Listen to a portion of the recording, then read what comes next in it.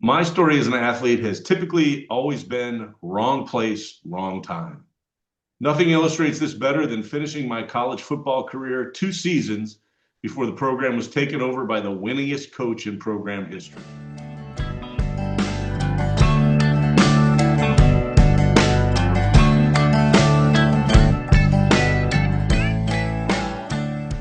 This is Third Song In with Chris Derrickson and Tom Polachek. This week, we interview football coach and author Larry Kindbom. Larry Kindbom is, was, and apparently always will be a football coach. He served as the head football coach at Kenyon College in Ohio from 1983 to 1988. He was the head football coach at Washington University in St. Louis for 30 years, compiling a career college football coaching record of 220, 149, and 1. He then stayed on as an assistant after his retirement, which was in 2019, and then he retired from WashU for good after the 2023 season.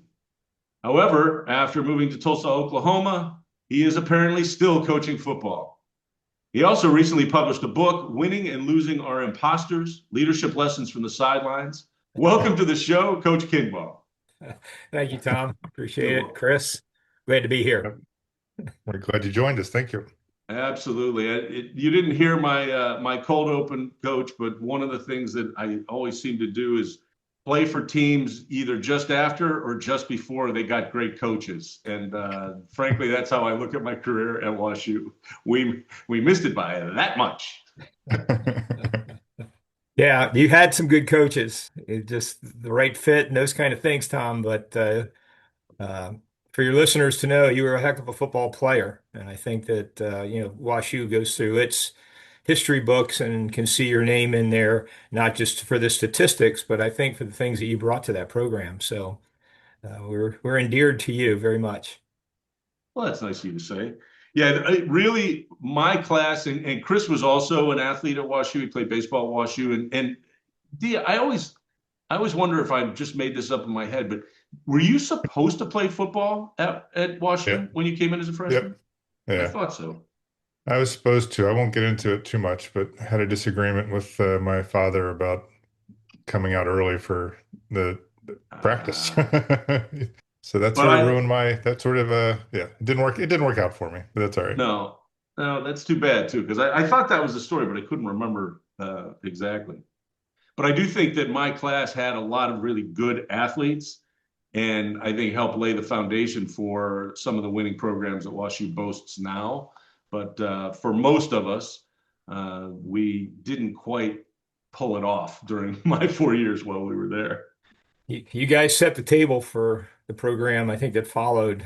Um, all the things that we did really were kind of built off the fact that we really had good players. We just needed to find a way to get them to do that on Saturdays, and we had a great staff that some carryovers that really helped us out.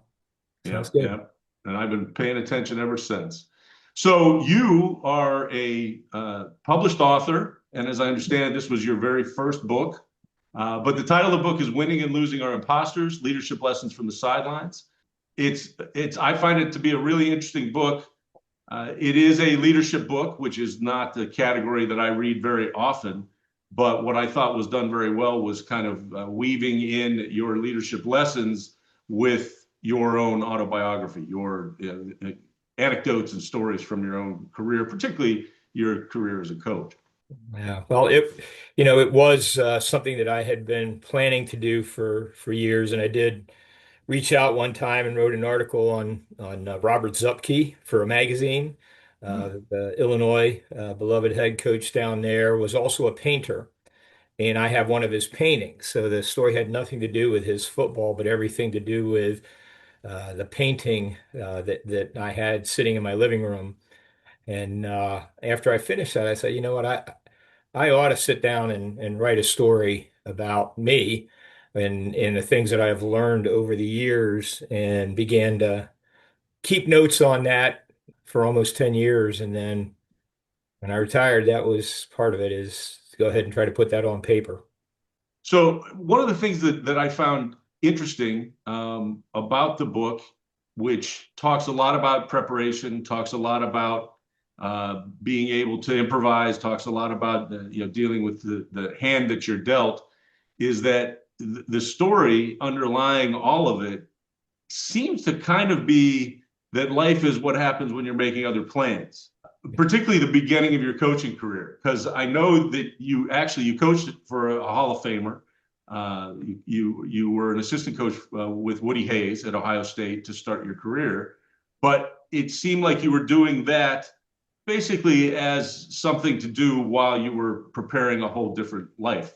Yeah, I think like most people of that age, they have a thought of what they want to do. There are some that are very directed, and I've learned that over the years too with coaching, working with kids Mm. that I know I'm going to medical school. They're so focused. I was more along the lines of, well, I'm going to be an attorney. And then when I graduated from college and applied to law school, said, well, I'm going to put that on hold. I'm not exactly sure that's what I want to be. And then I went to work on a PhD and really liked the coaching part. But I can't say that I knew ever that I was going to coach. And most people weren't surprised because I love sports, but I was the most surprised because that was the last thing on my list. So it's funny how we all come to do what we do, all right? And I think that's part of the reason why I've enjoyed it so much being at the college level when people are making those decisions. It's like, yeah, I was there. I can relate to you. And it's okay not to know. Some people know, and that's the way they're wired, and you're not wired that way, but that's all right. Just keep learning. So, And that's That's how, for me, it's very similar, not in the coaching world, but I've been in higher education for 30 plus years. And I got into it because I started as a work study as a graduate student at American University. No one grows up saying, I want to be a registrar, because most people don't even know what a registrar is. But, and I'm sorry if this was covered in the book, but as I've gone through my career, I've been inspired and borrowed lessons from multiple leaders that I've worked under. Who are some of the folks, coaches that you've, taken inspiration from or learned from the most, if you don't mind? well, I'll be honest. I think, of course, you want me to be honest, right? But every not just coach, but person I encounter, I always feel like I can walk away with something. And what's neat about the coaching world is the situations that we have are the kind of situations you like to talk with other people about, just to kind of get their feelings on, and then you can fill in the dots right there. So it's easy to point to a guy like Woody Hayes, certainly a great teacher, great leader. Maybe had his flaws like we all do in there, but Woody, uh, kind of from a pure leadership standpoint, opened my eyes to begin to want to be around other people to absorb the kind of things that they thought were important or things that they had thoughts about and wanted to talk about it. And that's where the growth has come for me. I think it's just being around every coach, but I probably learned as much from high school coaches, I think, as I've learned from some of the top coaches, Jim Tressel, Nick Saban, guys that are my age, guys that I know, and Bob Stoops right here in Oklahoma.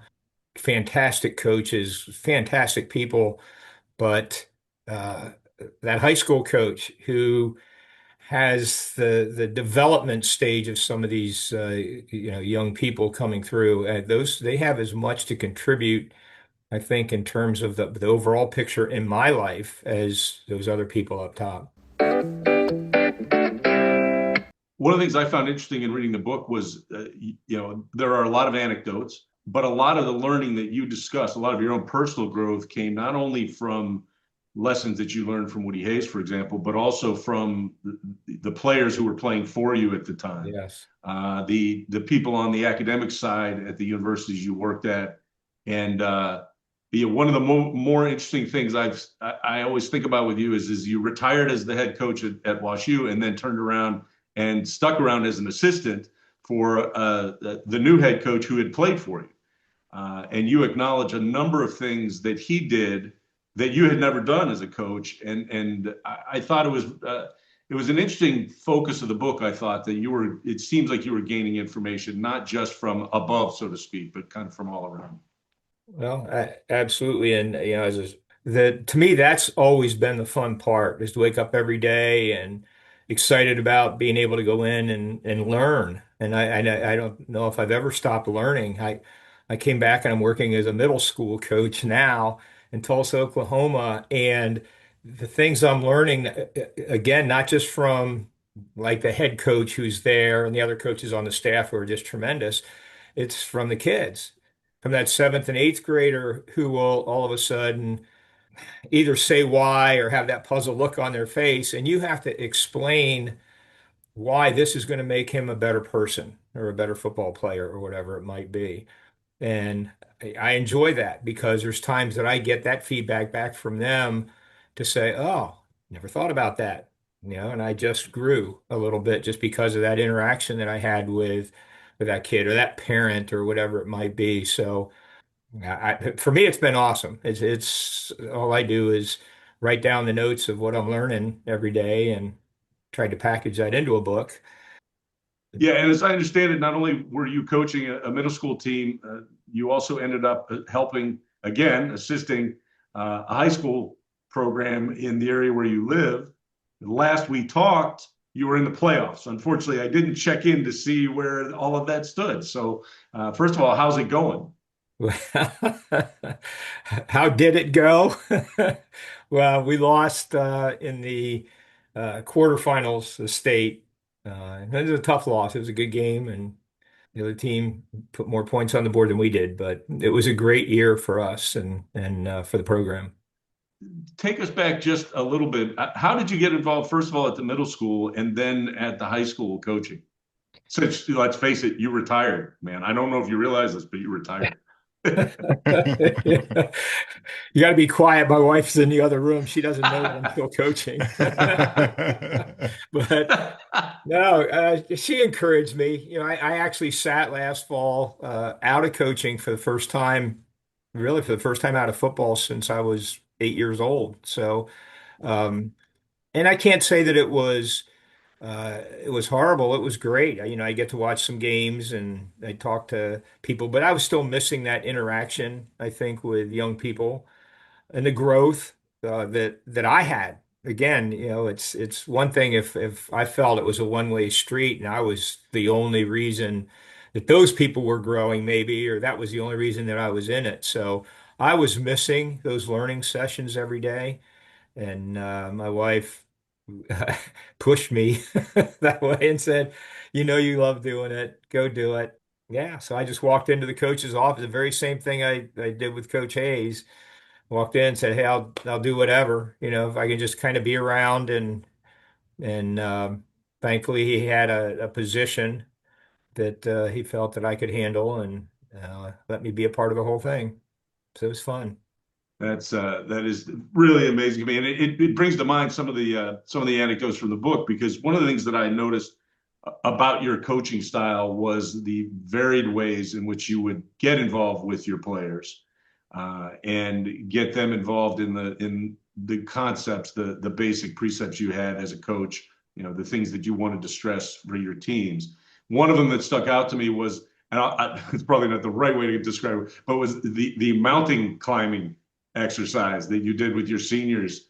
It sounds like for most of the time that you were coaching at WashU, you would take a trip with your seniors out west and get involved in what is kind of a pretty cool team building experience, I think. It's one of the most fun things that I think I was ever involved in.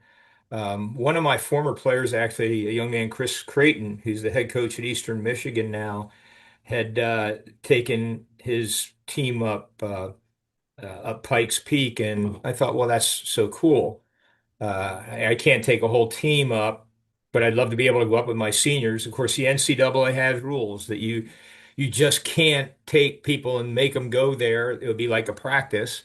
So we had to open it up, and I had to do the best sales pitch I could because I'd never done it myself. So it was a totally new experience for me. Every step I was taking up that mountain was a step that I had never taken before. So I was learning with them. How cool is that, right? And having to know that there's storms every day at 2 or 3 o'clock top of that mountain, and those are thunderstorms, and lightning hits, and lightning's instantaneous, and you better find a rock to either fall under or lay down on the ground. And these are things that are new to me as well. And it's like, holy cow, the sickness, the atmospheric change and pressure and the sickness that goes along with it. We had to deal with that as a group. So you talk about a team. I don't know if we ever felt closer to a group of 10 or 11 other people because they knew I didn't know what I was doing. They only knew that I was going to probably be able to keep a temperament that would keep us from panicking. And even all the research I did could not have filled what happened. So anyway, we went that first year, and it's like, we're going to do this every year. And now I knew a little bit, but not enough to say I'm an expert. So I got to be climbing up there with them. And then at one point, we brought some alums back, John Keane and Randy Brogel, and guys I think that you probably even know. And I thought, well, how cool is this to tie it in with them? So these guys are climbing up the mountain. This is before their senior year. They're talking about what they want to do in their life.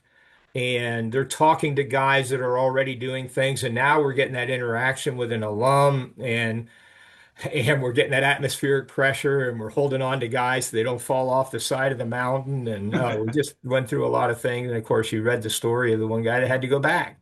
And that's a real life thing. What do you do? And having to make a crisis decision right there. And I can't leave these guys up here, but I don't want to bring them all back. They've come so far. And how do we disperse the leadership and things that most people would say, you shouldn't do that. And that's like, why not? These are young men they're men now, right? And they've got to know how to make these decisions and how to follow, directions and that kind of a thing. So that's one of my favorite parts of the coaching thing that I did, but obviously it becomes one of my favorite chapters in that book. Yeah, I really felt that one really jumped out at me, and I really enjoyed reading that. And I wonder, how did you see that translate to the players, to the senior leadership on the field? That's it. You're always looking for ways to and I don't like to say develop leadership because that makes it look like I really know exactly where everybody should be or what they should do. But that professional or personal development that they're going through and they're learning about themselves, and they all have the capability of influencing their peers, right? That's what leadership is really all about. To me, it was allowing that to happen. Like I was putting them in a situation, much like many of the chapters in the book, like those anecdotes. You're in a situation where somebody has to step forward and take a leadership position, right? There's always a little bit of risk and a little bit of dare in there. In the same light, there's the opportunity, I think, to bring people together and go after a goal. And I think that again that is measured, I think, in that chapter, I think pretty well. Yeah, I agree. I agree. It's very interesting thing. It wasn't something I was aware of that you had done. Obviously, we've been in touch over the years, although unfortunately, I've never got to play under you as a head coach. And I certainly know lots of guys that did play under you. And I've noticed a real there's a bond amongst players that played for you that's different, I think, than the bond I have with my buddies. And don't get me wrong, I still have 4 or 5 guys I talk to on a regular basis or text with, and playing sports is always going to give you, I think, that sense of connectedness. But I really do think that there is a kind of a special bond that I've noticed amongst the players that played for you versus kind of those of us who came just before. And one of the things that I found very interesting in the book was throughout the book, I think there's also a message that leadership really does involve the ability to adapt, the acceptance of the fact that you're not going to be able to plan for everything. And the question is what do you do when something comes up that you didn't expect? And I don't want you to give away all the best stories in your book, because we want everybody to go to Amazon and pick up this book and read it. But I did, one of the stories that I found really intriguing was the trip, I believe it was to Rochester, where the team made it, but not necessarily any of the equipment or the other stuff the team needed to actually play a football game. What's so interesting is that situation happens to everybody at least once in their lifetime, where it could be a trip where all their luggage is sent someplace else, but they're on vacation, and now what do I do? And they can spend their whole vacation distraught and spending their time trying to get that back. So that by the time they get all their luggage back, it's time to go back home again, and or they're trying to buy a house and they don't have enough money. There's always that situation that we hit in our life where all of a sudden we gasp for air and then we can't blow back. It just stays in our lungs for whatever reason. That was a time where our luggage happened to be all of our football equipment was sent to on a on a gambling junket with a senior citizen group because it was on the bottom of the bus. We didn't empty the bus out the night before. They told us to leave it there. We can just keep our equipment there, so we didn't have to move it out and move it back on again. And they took these buses on a junket down to Atlantic City, which was a good 5 or 6 hour drive. So, scary moments. What do? You got a football game coming up and no equipment, and you're on the road, and it's a big game. Rochester was a good team. It was a great learning experience for me to go through that, but having to know that I'm in charge of a group and my demeanor was every bit as important as every decision that I would make. That for me, comfort was important to them, keeping their competitive spirit, right? And keeping their focus on the game more than their luggage, their equipment. How do you do that? I don't know how you do that. I know what I did. Right now, I'm making a study guide, actually, Chris and Tom, for the book that actually kind of brings up those same anecdotal kind of situations and basically says, what would you do? Or how would Hmm. you do this? Or, Hmm. what would you consider that I didn't consider? And each of the chapters, I don't want to make it sound like I have all the answers. I want them to know that I had all the questions. I knew what Hmm. to ask, and and then what I did with that, that's what leadership is, and that certainly was one of those moments that I think we were all tested a little bit. That everybody had to kind of step forward and keep the calmness, and then being able to win the game was kind of fun too, but was almost secondary to the whole trip. Yeah, I think that that chapter in and of itself is worth the purchase price of the book, because you go into quite a bit of detail about what you had to do, what other people had to do. It was certainly a team effort, but it is the one chapter you read where you almost can hear the clock ticking as you're reading it and trying to figure out how you're possibly going to get all of these things done before kickoff. So I'm interested in the writing process. I'll ask you about in a second, but I do have a question. I was listening to ESPN Radio this weekend, and Barry Switzer came on and was interviewed. And man, he is angry about what's going on in the world of college football these days. Hearing these stories about leadership, and trying to instill these lessons in young men and turn them into leaders, do you feel that that role has changed? And again, you talk about you have to be prepared to adjust to changes, and staying in touch with former colleagues and everything.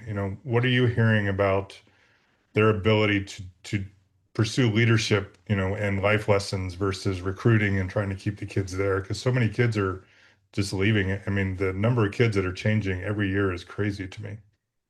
Like Chris, you know what? I think that's a great question, and I wish I could answer it, but I'm going to start out by redirecting this because it's the 4 or 5 chapters that did not make it in my book. A When There we teaser. people go. when people and this has nothing to do, my book is about building a culture, right? And I think we're in a stage now where culture is still important, but is performance more important than culture? And I think that's something that our society's going through. It certainly isn't just a sports deal. How much money do you make? What do you have? Those kind of things that I think we kind of grew up as kids seeing that out there. Now we're seeing even a bigger division of, well, why do I have to come to work every day? As long as I get the work done, why do I have to show up on time? Why is that important? And Yep. that you're talking culture versus performance, right? And I don't think the two have to be on opposite ends of the spectrum, but they certainly challenge each other. I think kids are the same today as they were when we were kids. And I just had that in my mind reaffirmed working with middle school kids. They are no Excellent. different than we are. What has changed is the leadership above them. And that's us, right? Those are the people that are leading them. And the kids will follow. They're hungry, they're curious, they want to know what's going on, they're energetic, they're looking for role models for people to help them. They want to have fun, that so do we, right? Their toys might be a little different, but the leadership part is a different part. So now when you ask that question, understand the leadership has allowed these things to happen. Mm, And you could be talking about the transfer portal right. and so many other things. And again, this is a societal issue. And I'm not going to say it's a problem. I think it's a challenge that we face, but the kids aren't different. And to me, that's where the hope is. Like they're going to build a generational things that they have based on them and not, they're going to take our leadership and at some point they're going to be like every teenager saying, it's time to forge my way.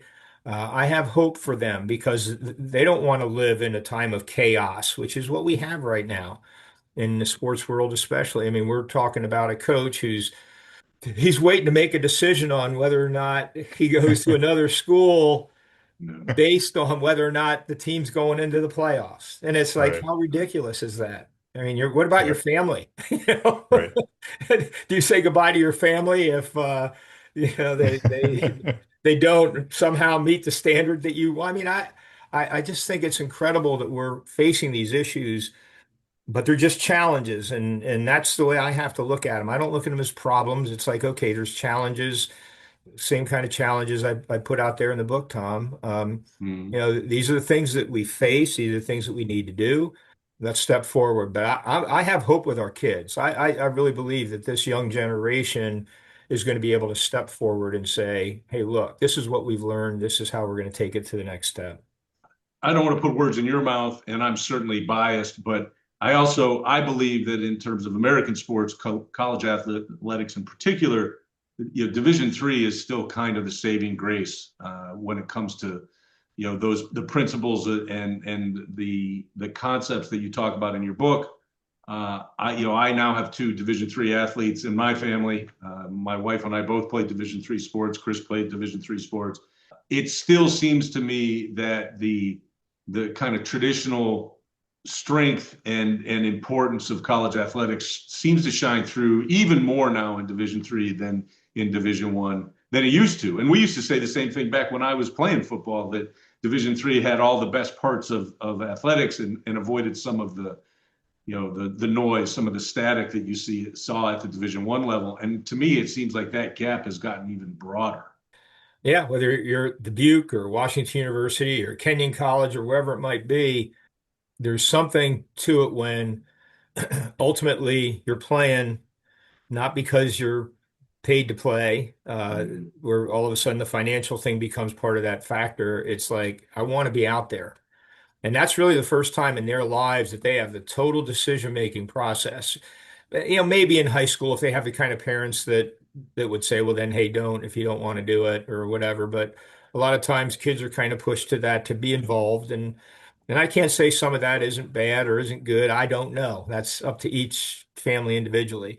But that's their first opportunity to say, this is what I want to do. So when you get up every morning, you have that physics test coming up and you got a lot of things that you want to do from a social standpoint. Your buddies are saying, hey, let's go down here and go to happy hour or whatever it might be. But I got practice at 4 o'clock. They have to make that decision to do that. And so I like that Division III model, but I also like the fact that football and soccer and basketball, those sports they can handle themselves. So I think football will it's survived many, many, many issues, right? mhm. From concussions to the flying wedge to who knows, right? And it continues to survive. So in spite of the leadership right now that is kind of taking it, I think, off the tracks. Yeah. So It is funny that even at the Division III level, the transfer portal rears its head. There are a couple kids yes, on my son's soccer team, which is not only a Division III soccer team, but not a particularly successful one this past season, wins and losses wise. But there are a couple kids that have already told the coach that they're going to enter the transfer portal. And to me, it's amazing. Like that never even crossed my mind. And we didn't win a lot of games. The WashU football team didn't win a lot of games when I was there. And it never even crossed my mind to stop playing or to go somewhere else to play. And so you do see some of that permeate down, from the Division I level, where I think it is potentially a real problem, all the way down to a Division III team that is not really on anybody's radar. So Tom and I write a blog for this podcast, and I got to say, we both have very different writing styles. I seem to do best when I just dump it all out on paper and then let Tom edit it. And I'll literally write, something in like 20 minutes and then clean it up. Everyone has a process. Do you want to describe what your process is? I mean, do you have a trusted editor or professional editor? Do you set aside time? Is it sort of it becomes a job, or is it just as the inspiration hits you? sure. I don't know if I'm different than most. I'm not going about it with the idea that I want to go to my thesaurus and look up words. And I have some words that I can use along the way. But I think I talked to my mentor, a guy named Michael McCambridge, great writer, has written so many books along the NFL lines, and is, I don't know how many times that he's been awarded for awards, right? So we're talking about a guy at the very top of his profession. So I asked him, I said, if you have any advice to give me, what would it be? And he said, write for eighth graders. I said, don't Hmm. go in there with the idea that I'm going to go out Huh. there and try to wow everybody and how smart I am. Tell your story like you would be telling it to eighth graders. So about a month after my book was published, I got a call from one of my former players, Tim Stacer. Tim was a fullback and probably got hit in the head too many times, but he said, Coach, this is great. He says, a fourth grader could read your book. And I'm thinking, gosh, darn it, I went too low. But that I was going to reminded shoot me on a of, shoot grade. so I told him and he laughed, but I just wanted to be myself. I don't try to make amends. I really don't try to sit there. Making amends means that, I was working on PhD, for goodness sakes. Shouldn't I make this the most articulate book? I didn't want to do that because I thought that would take away from me. So I told stories the way I tell them. Tom, you read them, right? Yep. And you might think, oh, okay, and I'm not necessarily the guy that sits at a table and tells stories all night. That's not me. These stories have been inside my mind all these years, and I just decided I'm going to put them back out on paper. So my suggestion to you isn't to write like an eighth grader or a fourth grader or whatever. As a matter of fact, I can't even remember my English grades in those classes, but it probably wasn't very good. But I can tell you that be yourself. And I think that that's where it shines because it isn't the information that you're passing on to other people. It's you that you're passing on to other people, and they want to know you, at least from a nonfiction standpoint. Yeah, and I would say that your book is very accessible in that way. And because I have known you for 20 something years at this point, I think one of the most important strengths, I think, for a head coach, regardless of the sport, is communication, is to be a communicator. And for many head coaches, that means being a storyteller, because that is the best way to get your ideas across. And I felt as I read your book that I was hearing you speak those words.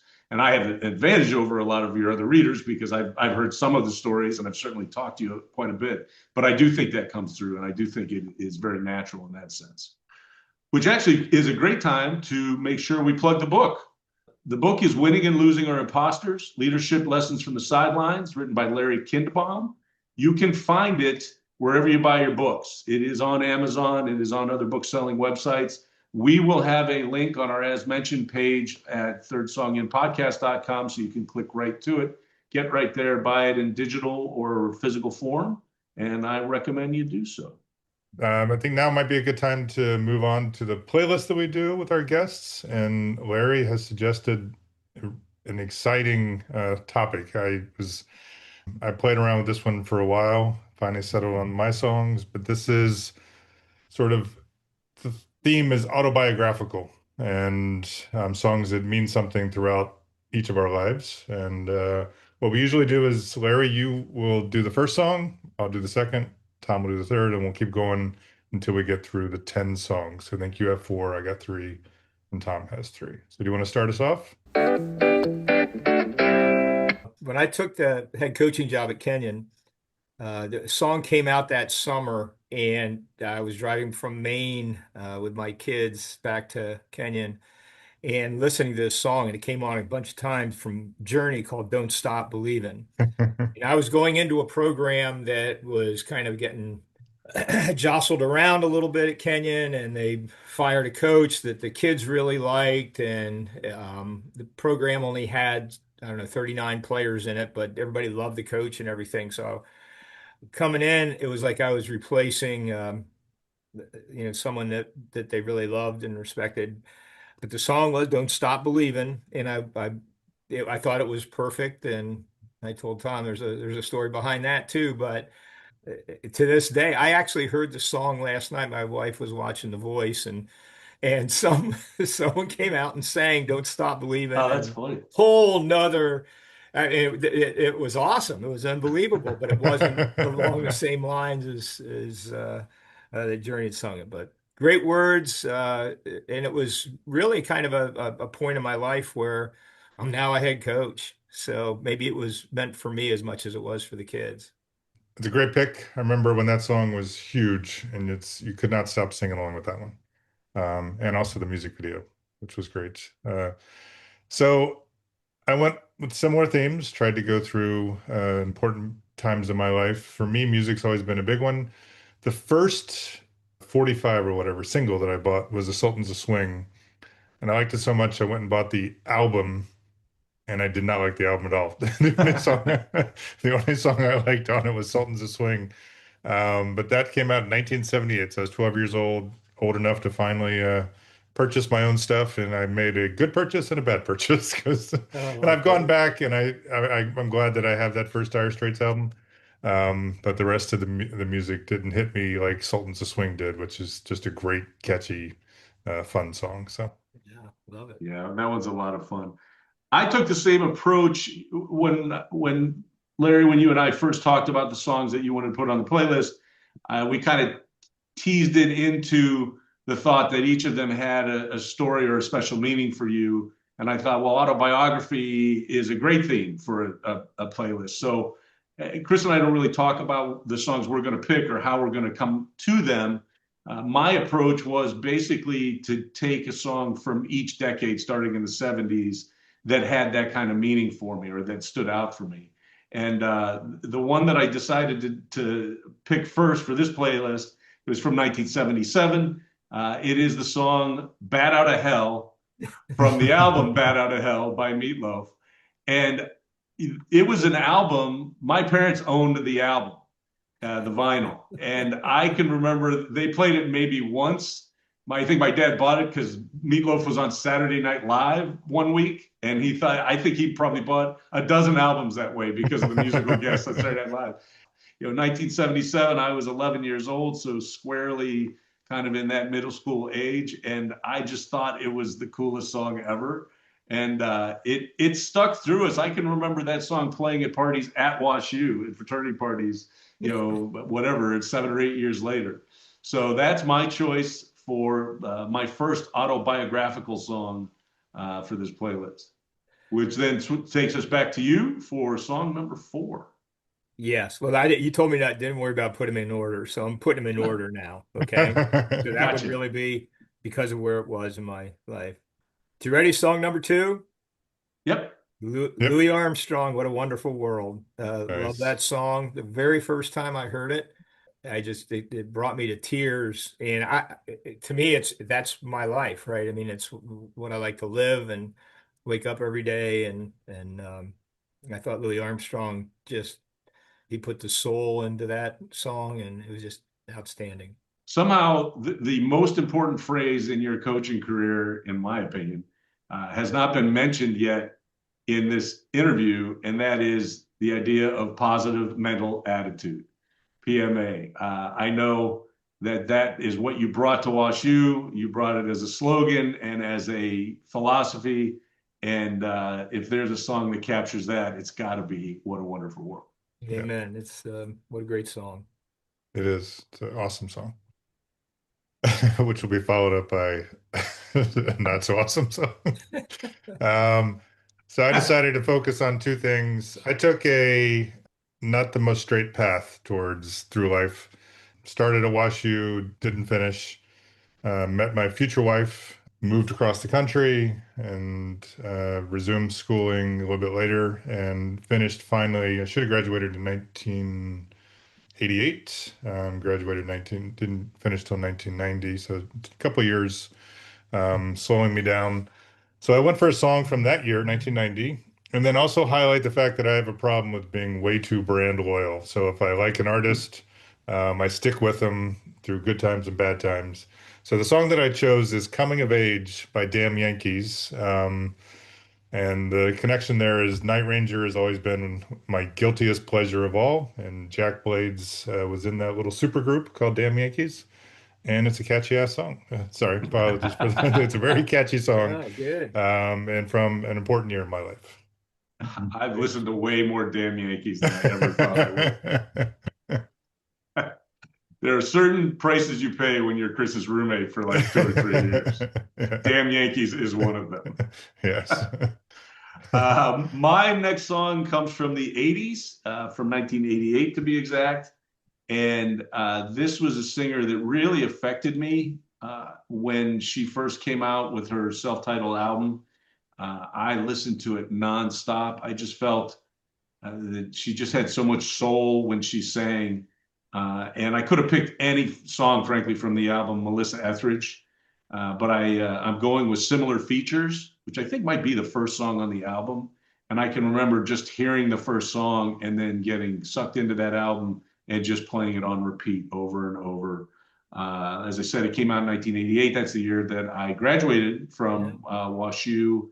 And I want to say that album came out in early in the year because I can remember just listening to it constantly throughout that year until graduation and after. So that'll be the sixth song on the playlist, Similar Features from Melissa Etheridge, Nice which takes choice. us to number 7.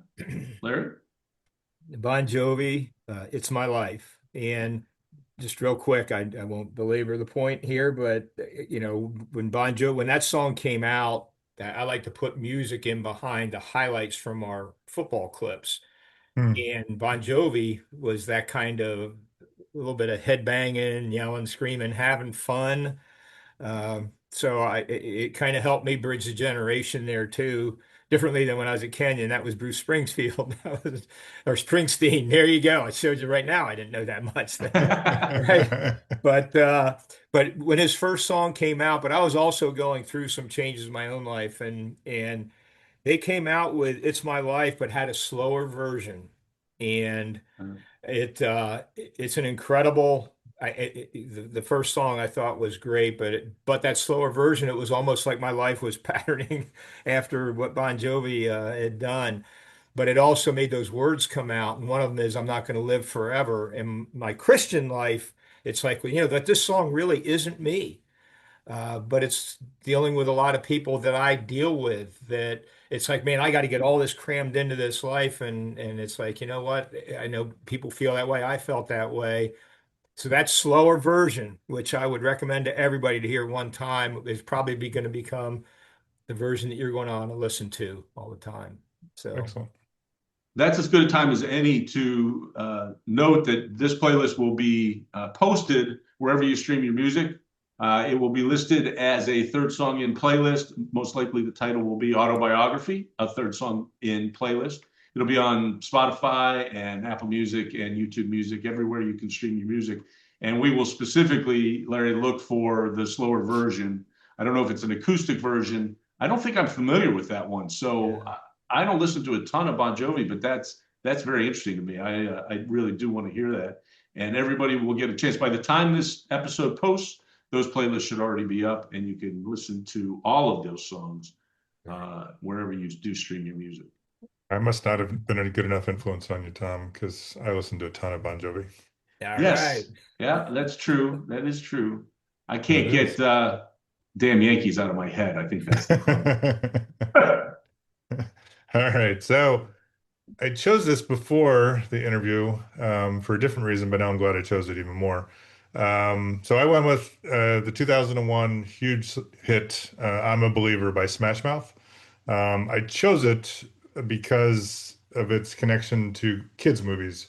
So I first heard that in Shrek, which I took my kids to, and I know that I liked it way more than they did, which happens so many times with movies like that. Great songs like I'm a Believer, You Got a Friend in Me. They just take me back to those times when, as soon as one of those Disney or Pixar movies came out, take the kids to the theater. I enjoy the movie. They kind of enjoy the movie. But that one is such a catchy song. And I think it's a very nice one to tie into the theme of what we've discussed with you today, Larry. What's really funny is my first song, my first autobiographical song, almost was a Monkees song, and that's my go-to Monkees song. So Yep. that's really funny. My next pick is from the 90s. This song came out while I was in law school, and that was a period of time where Chris and I were roommates, Larry, most of that time, also with Joe Clemente, who I know you've met. And Chris and I were really trying to kind of outdo and outdistance each other, trying to find new musicians. We were going to Street Side Records, if you remember Street Side over on Delmar, and we would spend hours combing through the cassettes and the CDs looking for bands that the other guy hadn't heard of. And one of those bands for me was a band called Gin Blossoms. I think the very first time I heard a song from the Gin Blossoms, it was on one of those free cassettes you could get at Street Side. There was a sampler. We grabbed up all the free cassettes we possibly could back then. And the song was Allison Road.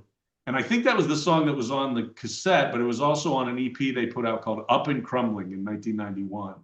And Gin Blossoms was a really cool pop band, kind of alternative rock band.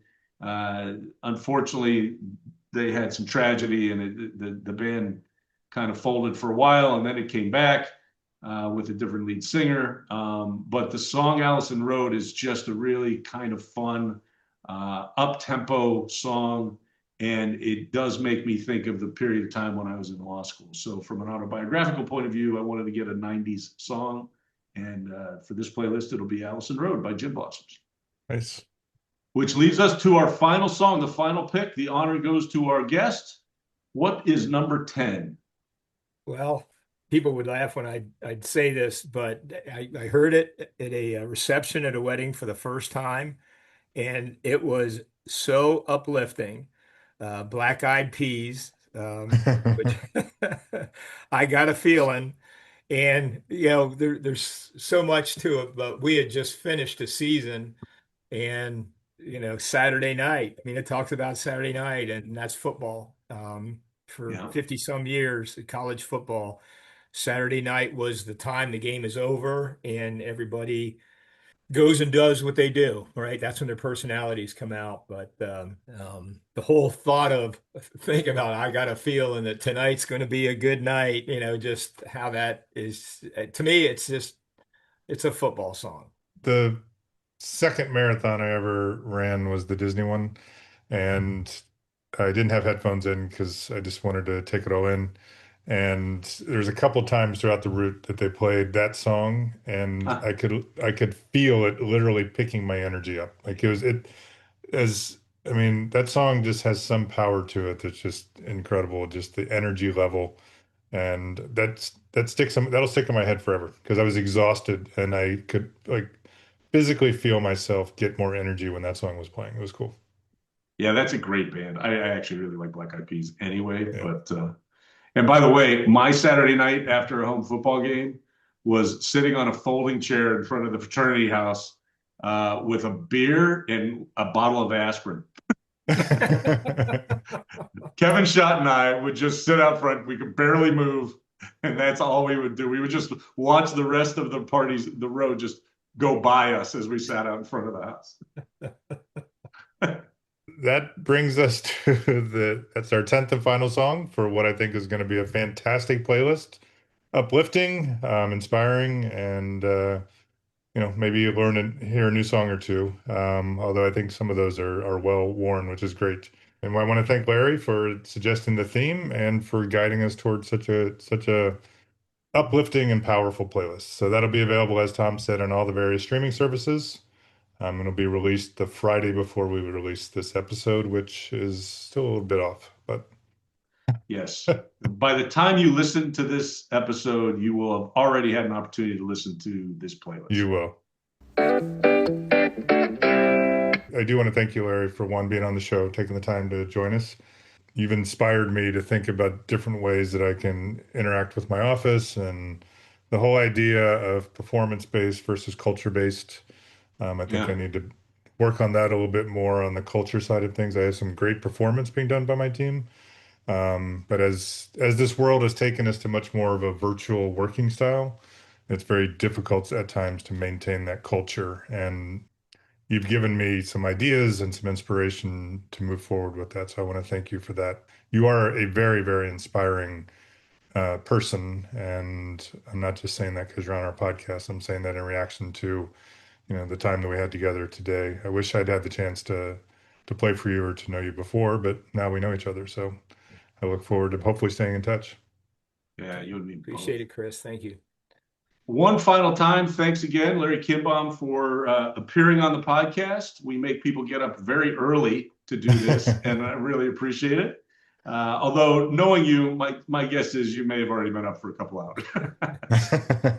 But thanks so much for being here. We are so happy to have you, and hopefully when a new book comes out, you will be willing to come visit us again. There you go. Well, thank you very much. God bless you guys. Absolutely. Appreciate all you do. Thank you, Larry. All right, we've done our special playlist. Now it's time for the Loft of Wisdom. You better open up your eyes, babe, because fools do get wise. Loft of Wisdom is where Tom and I try to recreate the bed loft that we had in college as roommates, made out of 2x4s and etched upon with a black Sharpie. Anytime we had inspiration, heard some great quote or even a dumb quote, just something that inspired us at that moment, we'd write it up. The only difference now is that we'll actually be able to keep it because all these quotes are going on our website, thirdsonginpodcast.com. And there's a link directly to the Loft of Wisdom and to Loft of Wisdom quotes from previous seasons in the archive section. I feel like maybe we should point this out. It was actually lofts of wisdom. There were two of them. We generally didn't share a bed when we were roommates, but you've said our bed loft a couple times last few episodes. I'm like, I wonder how people are reading that. I wonder what's coming through with it. That was too.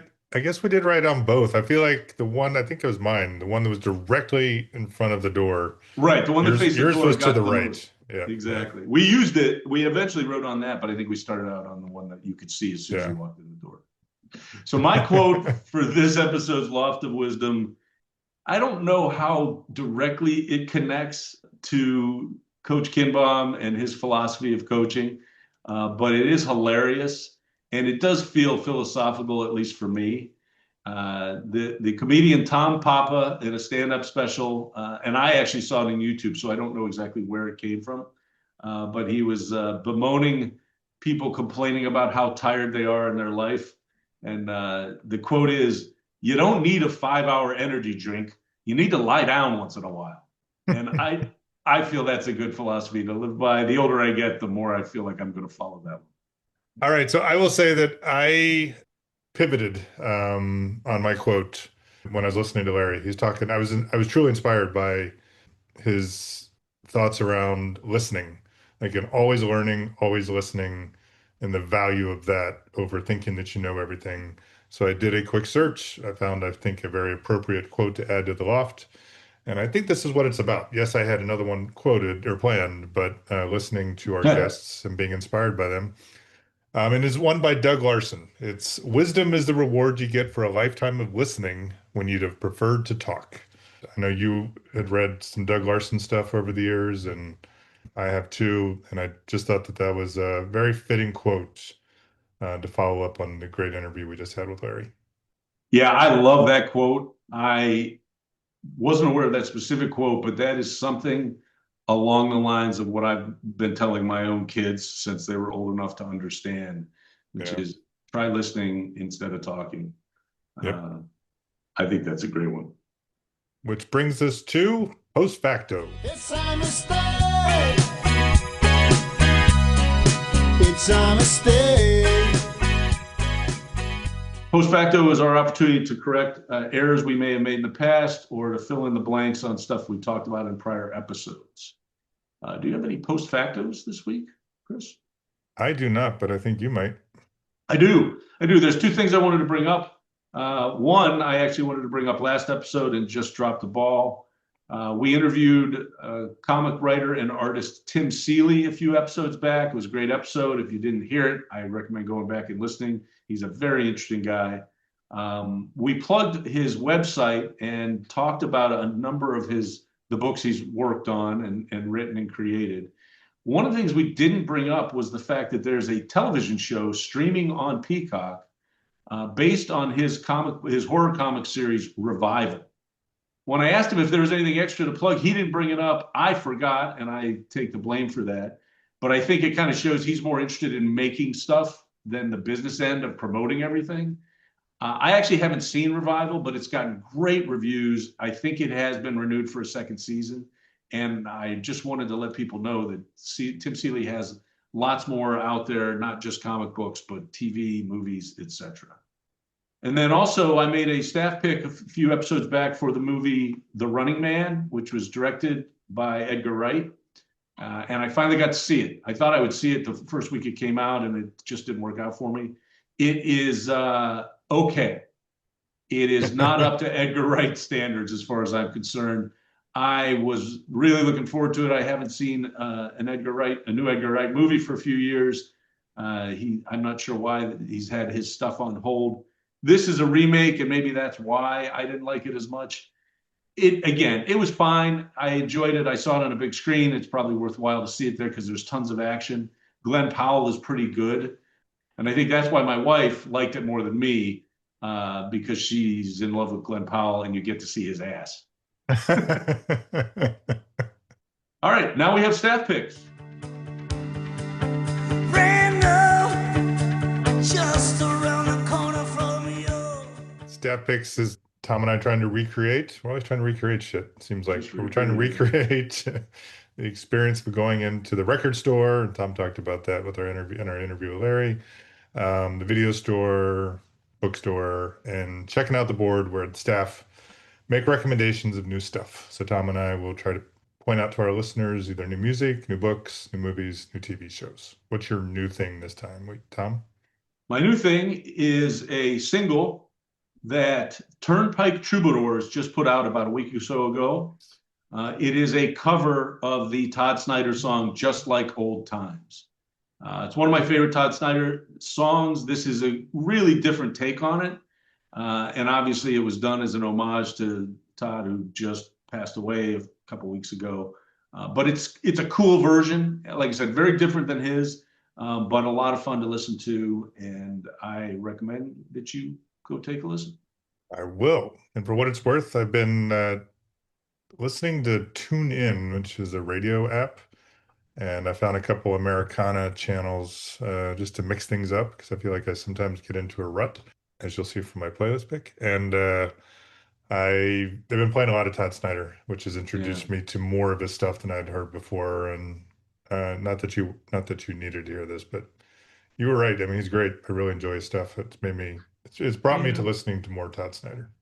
Yeah, what's really wild is if you look on social media, YouTube, etc., lots of relatively well-known artists are just putting up quick video clips of covers of Todd Snider songs. So I've probably seen a half a dozen of those, and it's just kind of nice to listen to other people play his stuff, but there's nothing like the original. Yeah. my choice is a band that I knew a little bit about. They just released a new album called West Texas Degenerate. The band is Treaty Oak Revival. I think it's actually a guy, but I think it's a band, but driven by the lead singer and primary songwriter. New album, rocks. Most of the songs are nice rock driven songs, not my usual mopey, slow beat songs, although they do have at least one of those. It's a little slower. The song is called Misery, which is about a painful breakup. It's not why I chose it, it's just a cool song. And they sing it with another band that I like that I almost recommended for my staff pick, which is Muscadine Bloodline. Both those bands seem to be very much on the rise. So I definitely ask folks to check out Treaty Oak Revival's West Texas Degenerate. Really great new album. Cool. We're going to keep talking music then, because it is now time for our playlist picks. Every season, we put out a playlist. We each pick a song each episode, 2 songs per episode for a 20-song playlist when it is all said and done. My playlist pick for this episode kind of is just an extension of the playlist we made with Larry. I picked a 70s, 80s, and a 90s song for that playlist. And I went with the 2000s for this one. It does fall within my biography theme because this is yet another one of those songs where I just listened to it a lot. And when I hear the song, it takes me back to that particular time. Jesse Malin, who's out of New York City, and he had an album that was really critically acclaimed, although I don't know how many records it sold. It's called The Heat, and the song is Mona Lisa. So that will be my next song for the season 10 playlist is Mona Lisa by Jesse Malin from The Heat. Is he doing, am I wrong? Is he the guy that does a little bit more political stuff these days? I think so, yeah. I think he's always had a little bit of that, but I think you're right. Yeah, and there's a song with the word health in it. What is it was popular? Sorry, I'm looking. I should have. Whatever. My point is I almost used him in one of our more recent episodes, but I did not. Sorry. Oh, cool. We are synced up. Yep, we are. All right, so that brings us to my playlist pick, and I've said it multiple times, but I'm a YouTube music listener. And last night, while I was prepping for this episode, or finishing my prep for the episode, I got my year-end summary. And you might be surprised to hear this, but my number one artist far and away was Rustin Kelly, who I just saw in concert. What? Yeah, I know, it's crazy, man. I just saw him a couple weeks ago. Wrote a review of his concert with some help from Gemini. And and I'm in the top 0.03 listeners for Rustin Kelly on YouTube Music. So congrats to me. Maybe I should vary myself. So I did vary myself a little bit. Instead of being way too obvious and choosing another Rustin Kelly song, I went with a really upbeat, positive. Nice. Was it Positive Mental Attitude? PMA. That was his thing, man. Fits right in there. It's a song by Judah and the Lion called Leave It Better Than You Found It. And Rustin Kelly sings it with him. So really it's shocking. Sort of a Rustin Kelly song, but not really. It's a Judah and the Lion. And they have some good upbeat stuff too. A little more electronic than I'm usually used to. But happy to add this one to the season 10 playlist. And Rodney Crowell was in the audience. No. I just got a notice that he came out with a new video, I think, and it's an interview. I just haven't listened to it yet, so I will though. I'll put that interview out as a playlist pick soon. So. we'll put that as mentioned. Well, before we finish up, I want to once again thank Coach Larry Kindbom for being on the podcast. We didn't go into a lot of the detail, but I missed being a player coached by Larry by just basically 2 seasons. And he turned things around at WashU for the WashU football program pretty damn quickly. So my senior year, I believe we won 1 game. Would have been nice if maybe I had gotten him as a coach, at least for that final season. But it was very nice to have him here. And I want to make sure that you look for his book, Winning and Losing Are Imposters, Leadership Lessons from the Sidelines. You can buy it, I think, in pretty much any bookstore in St. Louis, but you can also find it online anywhere they sell books, including Amazon. And we will have a link at the very least to Amazon so that you can find the book on our website, thirdsonginpodcast.com. Third Song In is recorded in Chapel Hill, North Carolina, Joliet, Illinois, where there's apparently snow, and Jenks, Oklahoma. You can email us with your questions, your comments, and your suggestions. Please email us at thirdsongin@gmail.com. We welcome your feedback. We also have a website, which we've mentioned a couple of times, thirdsonginpodcast.com. Tom talked about the As Mentioned page. We also have an episode spotlight where we do a little short video to highlight the theme of the episode. We have links to the Loft of Wisdom, the playlist picks, and the staff picks, and a whole bunch of other stuff that we're updating. Tom's updating on a daily basis. Please follow us, download, rate, and review the podcast wherever you listen to it. We are streaming on Spotify, Apple Podcast, Amazon Music, YouTube Music. We're on Pandora. We are everywhere, man. Please review us. Please, politely, I would respectfully request that you provide us with all of your stars. Thank you for your attention to this matter. You did change things up. Nice. So I'm the only one who will drop an F-bomb on this episode. We have a Facebook page. You can find Third Song In on Facebook. You can find us on Instagram. We have a Blue Sky account as well. Not only do we put links to our As Mentioned stuff and other things Third Song In, we also try to update on a regular basis with details, dates, and other content from our former guests, our future guests, and people we like. Tom and I do a blog each week. You can find it on our website, thirdsonginpodcast.com. You can also subscribe to it on Substack. If you do that, one, it helps us understand a little bit more what our readers are interested in. But secondly, you get the benefit of getting the blog in your inbox every Friday morning, and you can read it right there. Hot off the presses. Hot off the presses. We are in our 10th season of Third Song In, and I just want to take an opportunity to thank our listeners. Thanks for sticking around for the last 2 years and almost 100 episodes. You've been listening to Third Song In with Chris Derrickson and Tom Polachek. Thanks for listening.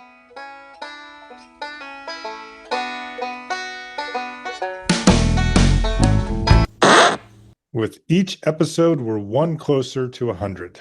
We asked our friends and former guests to send us a note to let us know what they think about this milestone. Here are a few of those. Hey, Joe Falisco here, wanting to wish Tom and Chris a big congratulations on the 100th episode of their Third Song In amazing podcast. Congratulations, boys.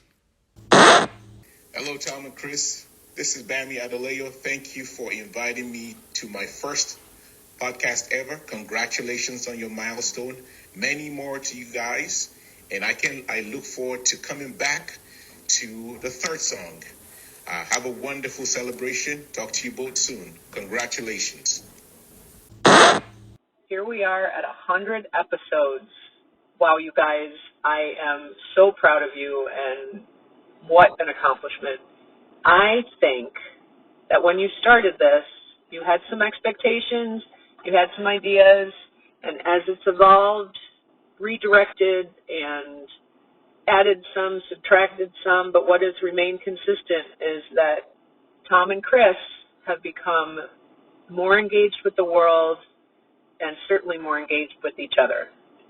I am so thrilled to be a part of all of it and to be a part of your life for 40 years.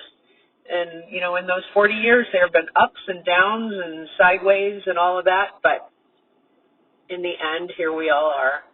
And I'm giving you great big hugs from across the airwaves. And remember, be kind to yourselves. I love you so much.